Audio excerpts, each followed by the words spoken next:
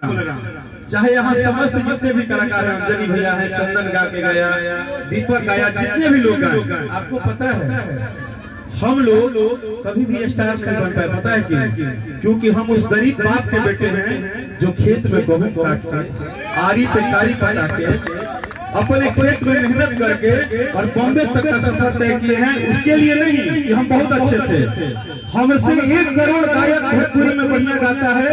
बस एक ही चीज अच्छाई थी कि अगर बाप ने बोला कि बेटा तुमको गायक बनना है, तो मैंने बोला अपना सपना सजा के कि हाँ मुझे स्टार बनना है। मैंने ये फीलिंग पैदा किया और वो आगे बढ़ने में एक और चीज काम किया है। हमने सिर्फ जीवन में एक काम किया, अपना काम। किसने प्यार किया, किसने गाली दिया, किसने मुझे डांटा, किसने बोला, किसने राकेश मिश्रा को कितना सवाल किया, किसने आगे बढ़ाया, किसने घटाया, फर्क नहीं पड़ता है।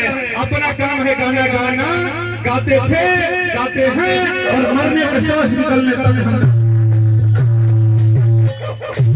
इसके अलावा दुनिया में कौन कहाँ है, कैसे है, क्यों है, कितना आगे बढ़ा, कोई दुनिया गाड़ी लेकर चल रहा, हमको मतलब नहीं है।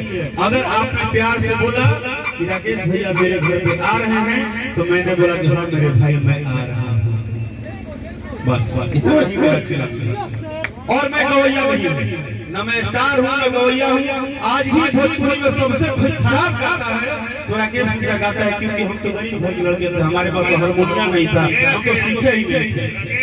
अंजनी भैया को पता है नहीं खराब, हमको पता है भैया खराब गाते हैं। और अंजनी भैया एक ऐसे व्यक्ति हैं, जब मेरी उम्र 11 या 12 साल थी तो पहली बार, मैं खुद बोलता हूँ मंच में कि पहली बार अगर भोजपुरी में कोई गायक बिना हारमोनियम के गायक बना है तो अंजनी से का कृपा है कि राकेश मिश्रा एक वादक से गायक बना है, वादक से।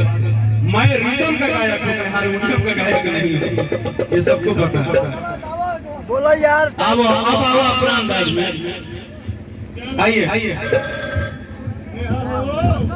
धर धर धर हो गया भैया, अरे छोड़ा ना यार, आइए अब आवाज नहीं भैया, चलो। हर की तू बुला